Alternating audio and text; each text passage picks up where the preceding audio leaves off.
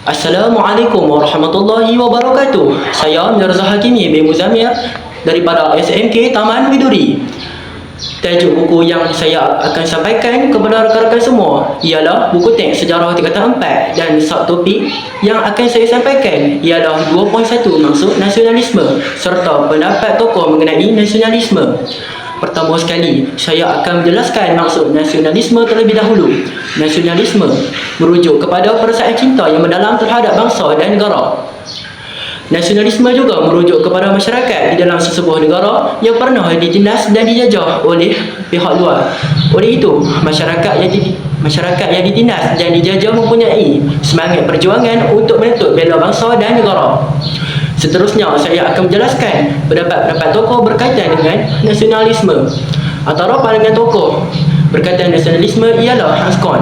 Bagi Hans Kohn, beliau menyatakan bahawa yang meletakkan kesetiaan seseorang hanya kepada negara atau bangsanya. Itu sahaja penceritaan daripada saya kali ini. Saya harap subtopik ini dapat menambah ilmu pengetahuan mengenai sejarah-sejarah dunia. Sekian, terima kasih.